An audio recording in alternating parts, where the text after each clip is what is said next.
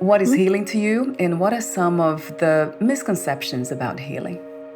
What I do is healing of the soul. Yeah. So I think the basic misconception is everybody has their own idea of what the soul is. Yeah, true. And so, Yeah. if you ask 10 different people, what is your soul? You probably would get 10 different answers. So to me, the soul is everything that makes up who I am. It's my awareness, it's my memory, it's my emotions, it's my consciousness, it's every part of me.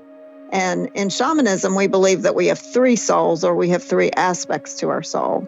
So we have the part that is new that we get when we're born in this lifetime.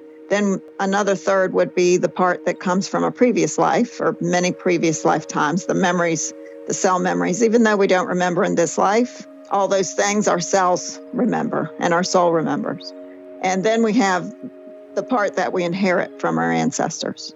So when we come into our lifetime, a lot of times our problems are not even related to something that even happened in this lifetime. Right. So when we come across a point in time in our life and we find that we're not happy, or we're having problems, say addiction problems or relationship problems or career problems, and we can't really pinpoint what the problem is, and maybe it's even a physical illness that's come upon us.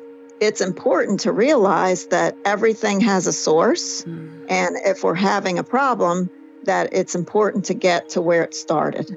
And it may or may not have started in this lifetime. And so what I do is when I see clients, I go into their energy field and I get into an altered state of consciousness and go into their soul and retrieve some of those memories and some of those patterns. And with the help of my guides and my spirit helpers, then I get information. The basic outcome is the important part. Do you feel better when you're done? Right. And sometimes people will walk away. I've had people call me back, a month later and say, I've lost 20 pounds, or all of a sudden I'm happy. I had one client say, I just can't stop smiling.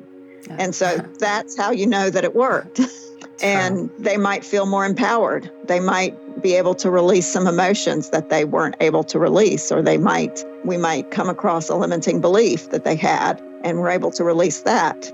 And so then there's the concept, which goes a little bit deeper, of when we experience a very deep emotion, a piece of our soul gets stuck with that emotion, which then leaves our body and gets stuck in the event that created the emotion.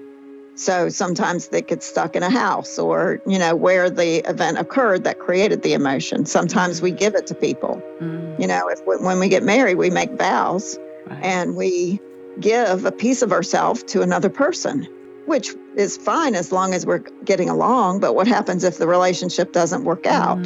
True. Or even if one person doesn't feel the same as the other person? Yeah. And so we've given a piece of our soul to somebody who may or may not want it, and we don't know that it's missing. And so the only way that we can find out is if we go into this kind of trance state and we go in and do some exploring and find out what's going on. And we're able to then get that piece of the soul back and bring it back and reunite it with the larger piece of your soul that is in your body.